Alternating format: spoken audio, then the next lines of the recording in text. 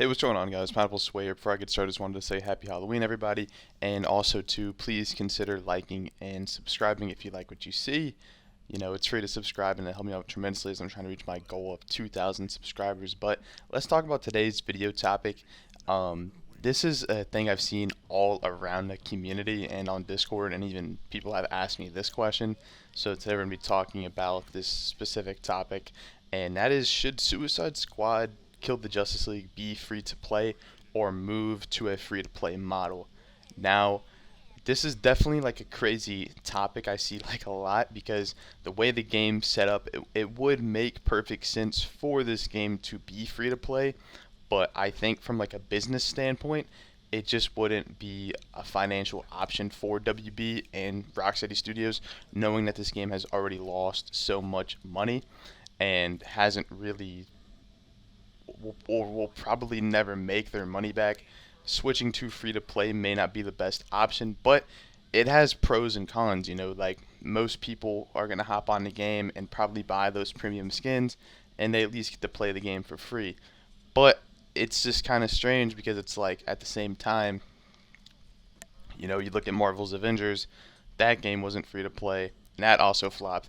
You look at Suicide Squad Kill the Justice League, not free to play, and it also flopped. So it's just like, I guess you kind of have to find that perfect balance because we're 0 for 2 so far on live service superhero games, and most likely we'll get Insomniac's superhero live service game in a few years with X-Men. So, maybe they'll find that right formula to make a successful live service superhero game because oddly enough, although we're 0 for 2 and these games seem to be like total financial disasters, I know for a fact that companies are going to keep trying to find that golden formula to make something like this work because it can be a good concept in theory, but it just has never really been executed correctly. Like, for example, Avengers just didn't really have enough content, and, the pricing of everything was just terrible for what you were already paying. And in Suicide Squad, still the same exact thing. There just really isn't enough stuff to do. And the pricing, I would say, isn't as bad as Marvel's Avengers. And I feel like you get a little bit more with your money in this game compared to Marvel's Avengers. Um, so, obviously that's an entirely different topic and my own opinion, which you can agree with or disagree with, but that's just how I feel.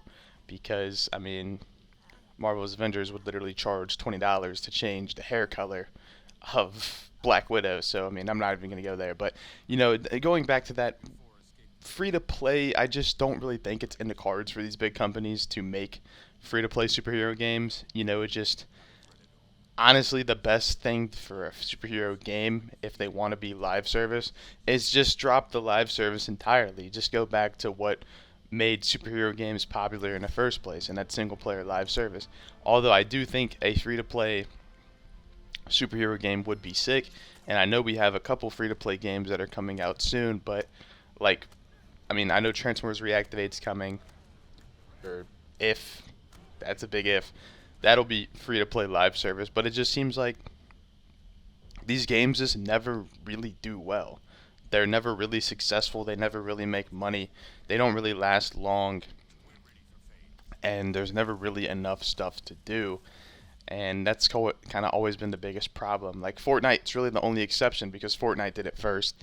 Now all these companies are trying to replicate that because obviously no Fortnite's free to play, and the way they make their money is through the store and the V-Bucks system. But there's just so much stuff to do on Fortnite, like Suicide Squad Kill the Justice League, for example. Like, why should it be free to play? And because it's just like, obviously it would increase the player base because the game would be free, but like at the same time, would players actually hop on and spend money to try and help them make their money back? Like, it just doesn't really seem like a viable option. Like, I think for superhero games specifically, like when you move into that free to play genre or live service genre, it just doesn't make sense. um I like, obviously, you guys know like where I stand with this game. Like, I like it, I enjoy it, I have fun with it, but it's just, I think this game and Marvel's Avengers just should be a big lesson for companies that superhero games and live service just doesn't mix. It's just not a good thing, and it shouldn't be a thing. Like, superhero games should just be left to, you know, you play it for a few days, you beat it, and then maybe there'll be DLC that comes out 6 months to a year later, or you replay it again through like a new game plus mode, and then that's basically it. You can go back and play it again at any time. While like live service, it kind of just feels like you beat it, you don't really get an ending, so then you got to wait a few months, and then it just keeps on going on that cycle, and then you're either like the game will shut down like Marvel's Avengers, or like this game the game will shut down, and then you never really get satisfied because you feel like, did I just waste my money? Did I Why did I buy this? It just opens up a lot of questions that gamers shouldn't have when they buy a game. When you buy a game, when you're spending $60 on a game, or $100, or games aren't even 60. I think $70 for games. Like, you shouldn't have to feel like, are you getting your money's worth? Which is why I think games like this, honestly, the best case scenario in my opinion, if they do want to make live service superhero games, is not necessarily make them free to play, but make the base game $30 and then make the deluxe edition $40. I think that is reasonable because you're taking a bit of a gamble with these live service games, knowing that you're not going to get your money's worth when that game first launches, because it's going to be a buggy, broken mess, and that's been the case with every live service superhero game. Granted, we've only had two, but I know for a fact that companies will be spewing these games out at any given moment, especially WB, because they want to continue making those games. And then if Insomniac, they make X-Men, and then who knows, a new studio can step up and make another live service game.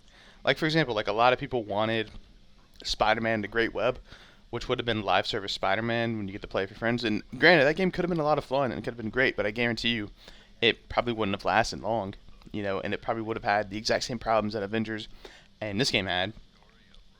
And it could have been spectacular. It could have been a 10 out of 10, but it just would have left a lot, on the plate. So, to, I guess, wrap it up, no, Suicide Squad Kill the Justice League should not be free to play.